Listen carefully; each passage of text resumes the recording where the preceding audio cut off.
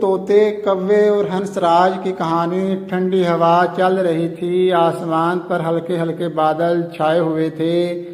एक कौवा तालाब के किनारे एक पत्थर पर बैठ गया और ठंडी हवा से लुत्फ अंदोज होने लगा।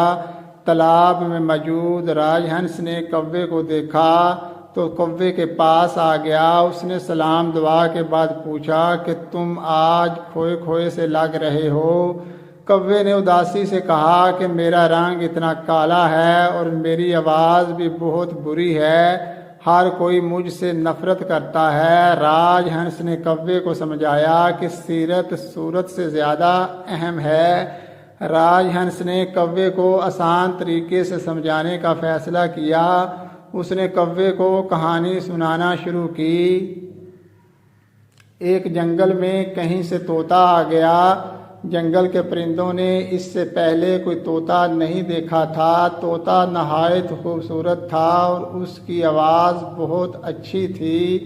तमाम परिंदे तोते के साथ बैठा करते थे और खुशी महसूस करते थे।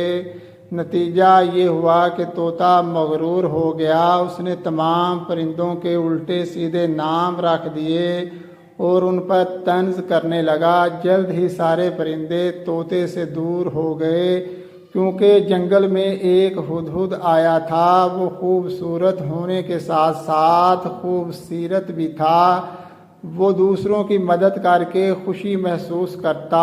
आहिस्ता आहिस्ता तमाम परिंदे तोते से दूर हो गए और हुदहुद से दोस्ती कर ली। इस वक्त गोशी खरगोश लकड़ियां लेकर जाता हुआ नजर आया। कौवे ने कहा, गोशी भाई कहाँ जा रहे हो? गोशी ने कहा, छत की मरम्मत करनी है। कौवा गोशी की मदद करने इसके साथ चला गया। कौवे को खुश देखकर राजहंस इत्मीनान महसूस कर रहा था।